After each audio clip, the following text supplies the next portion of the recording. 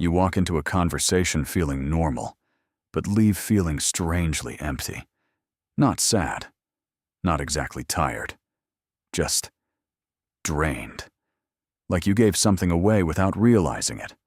And the confusing part is, nothing bad even happened. So why does something as simple as talking to people feel like it costs you so much? 2. Problem deep dive.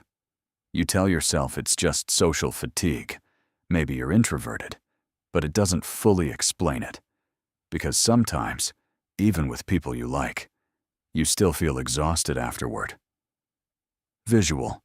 Person sitting quietly after a gathering. You replay small moments, the way you responded, the tone you used. You wonder if you said too much or not enough. And during the conversation, there's this subtle pressure to be a certain version of yourself, a little more agreeable, a little more interesting, a little less you. So you adjust. Without thinking, you soften your opinions. You laugh when you're not fully amused. You nod even when you disagree. It's small, almost invisible, but it adds up. Because you're not just talking. You're managing how you're being seen. And that creates a quiet split inside you. One part of you is speaking. The other part is watching, editing, correcting. Visual. Abstract split reflection and mirror. This is where the drain begins, not from people, but from the effort of maintaining that split. And over time, this doesn't just affect your energy, it changes how you relate to yourself. You start feeling like no one really knows you, even when you're surrounded by people. And a strange thought appears. Why do I feel more like myself when I'm alone?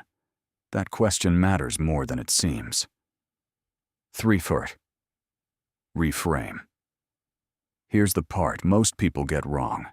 You assume this means something is off with you, that you're too sensitive, too introverted, too socially awkward. But that's not what's happening. This pattern is not a flaw. It's an adaptation. Your brain isn't trying to drain you. It's trying to protect you. Because at some point, being fully yourself didn't feel safe. Maybe it led to judgment, rejection, misunderstanding. So your mind learned something very precise.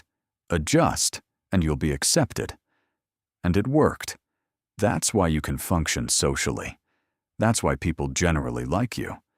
But there's a hidden cost, because the same system that protects your image disconnects you from your energy.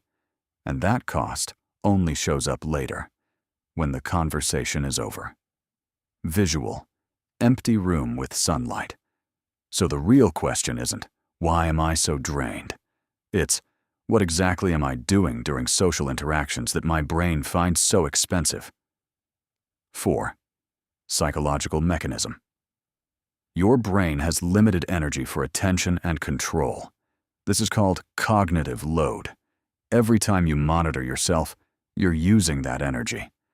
Now imagine your mind like a phone. When you're alone, only a few apps are running. But during social interaction, multiple apps open at once. What should I say? How do I sound? What do they think of me?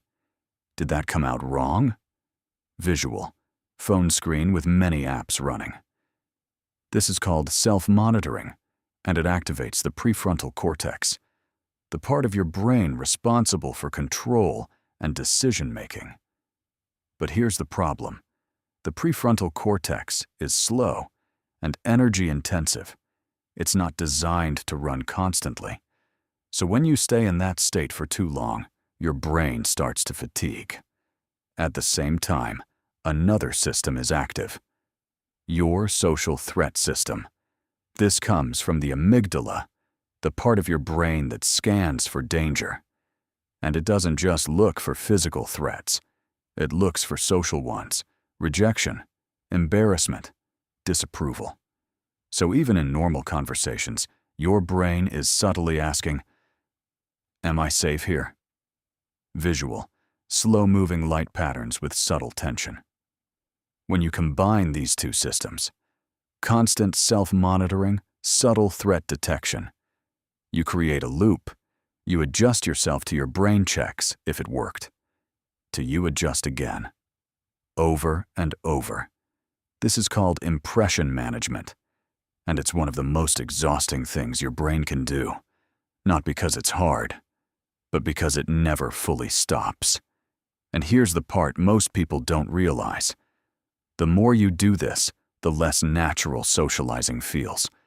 Because you're no longer responding, you're performing. And performance always costs energy. 5. Practical framework. So how do you reduce this drain without forcing yourself to just be confident? You don't remove the system, you retrain it.